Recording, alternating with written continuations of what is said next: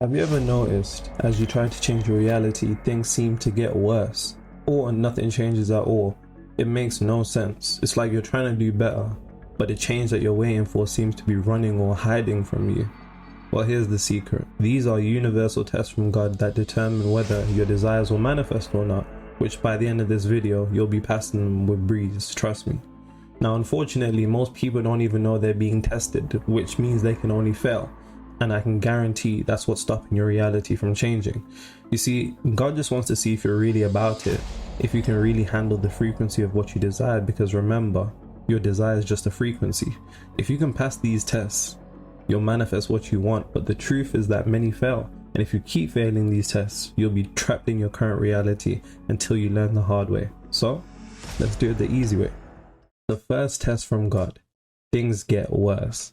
Have you ever felt like the more you try to elevate, the worse things get? You know, the more you try to change your reality, the worse things get. The more you try to change your mind and become positive, the worse things get. It always puzzled me. I could never make sense of it. It's like you're trying to do better, but the world is only serving you the finest of the worst. We all have that experience of trying to manifest more money. You focus on the money, you focus on the abundance, but we just end up having our bank accounts completely robbed by the universe.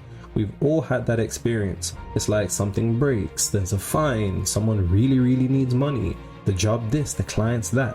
Whatever it is, it's a constant flow of L's. Now, being in this position will leave you feeling irritated, demoralized, and hopeless. Here's the spiritual science. As you begin to create a new reality, you're shifting out of an old frequency that has been solidified for so long that technically now, and I don't mean to scare you, it is a living entity. The old frequency is sustained by your energy that it gets through your emotion, because emotion is energy emotion. Now, the easiest way to get your energy is through your attention, because where attention goes, energy flows. Never forget that, by the way. God wants to make sure that you can maintain this new frequency by allowing your old frequency to throw adversity at you to stimulate a test of, drumroll please, emotional reaction. This is why things get worse. Your old frequency, or the old entity, wants to continue living, and God wants to see if you will return to the old you in the old world with the old thoughts, the old vibration, and the old frequency. Now, the truth is, the longer that you're exposed to a particular frequency, the more addicted you become to it. So you can call this your drug test. You have to be able to maintain the new frequency. That's what all the tests are about. And like I said, I'll show you how to at the end. The second test from God: nothing's changing. Have you ever felt stuck in the same cycle? Like nothing was changing at all. Despite all the reading, the meditating, the affirmations, the visualizing, you still have the exact same problems, the exact same frustrations, and the exact same burdens. You reach a point where you question, is any of this manifestation stuff even real? I remember I thought I'd fallen for some type of new age scam just to escape my reality, and I felt so stupid. And that feeling of hopelessness combined with that feeling of stupidity kicks real deep. Even though by societal definition you actually begin to feel crazy. Now, this is the exact test. God wants to see if you're going to fall for the illusion that reality is. Remember, reality is just an effect of a mental cause. But see, the time that it takes for the mental cause to materialize itself is the very test. Manifestations lag because matter, of course, has to rearrange itself. Imagine how dangerous the world would be if the minute you had a conception in your subconscious, it manifested. The world would be extremely chaotic. Now, the reason you're failing this test is because you're allowing your eyes to lead you instead of your mind, which is the source of reality. Because remember, the eyes can only see 0.0035% of what actually exists, but the mind is able to interpret beyond. It's able to interpret the unseen. Now, imagine having a slow printer. Even though you know it's slow, you know the minute that you set a document to print, it's gonna come. There's no loss of faith. There's no, question about it. You know it's gonna take a while, but it's gonna be there. Or like a restaurant, you order your food, they're taking a while. You still deep down know it's gonna come. Now, the universe is no different from the poor restaurant service to the old printer, and it's actually set up like this precisely because God wants to see if you can maintain your new frequency regardless of whatever your eyes are showing you. Now, like I said at the beginning, if you keep failing these two tests, you'll never manifest your desires. But if you can pass them, you'll be manifesting with breeze. So let's get to it. See, once you know you're in a test, the way that you can go about it is completely different to being blindsided like you're being hit by a truck, because now you actually have awareness of what's going on.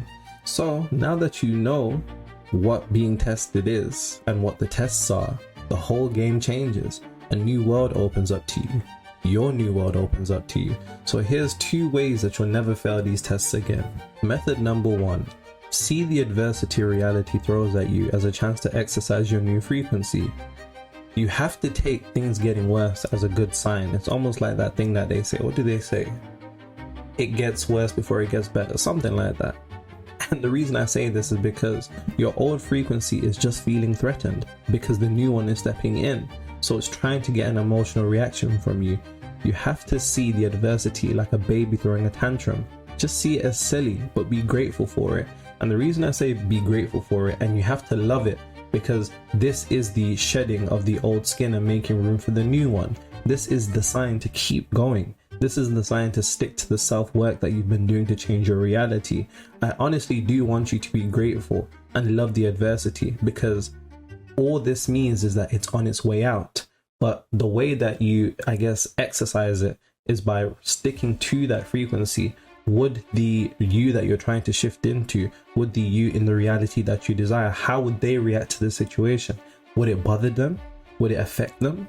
Like I said, you just have to have that level of awareness that it's just the baby throwing a tantrum. So love it, like I said, and be grateful for it. See it as a new chance for you to exercise your new frequency. Method number 2, master the art of reaction. Now, one of the biggest mistakes I see my clients repeatedly fall into is reacting emotionally to the adversity thrown by the old frequency, the old reality. You have to remember, the old frequency is sustained by your energy that it gets from your emotional reaction. It is literally trying to trigger you. This is where you must practice the skill of detachment while operating from the level of consciousness you're trying to shift into. For example, let's say you get a parking ticket, but the version of you that you're attempting to shift into, or the reality change that you're trying to go into, is a wealthy version of you. Would they complain about a £40 parking fine? Would they react poorly? Would they cuss out the ticket guy? Would they be upset? You have to understand that a certain level of reality has a certain level of reaction, and they have to be in alignment. It's all practice, and the reason I say it's practice is because it's something that you're going to have to learn, and the more that you do it, you're going to get better with it. The more that you operate from that awareness or that frequency, the more that you'll be able to survive the trigger test from the universe. And all ancient mystics preach the philosophy of detaching from the world. The Buddha said the root of suffering is attachment, and the Gnostics have a saying of, I am in this world, but I am not of it. I actually wrote an article on mastering your reactions against the test from the universe, so I'll put that in the description. Make sure you remember that. Now you know the cosmic tests from God, remember them and bring them to the forefront of your mind when they arise, and I promise you, you shall conquer reality.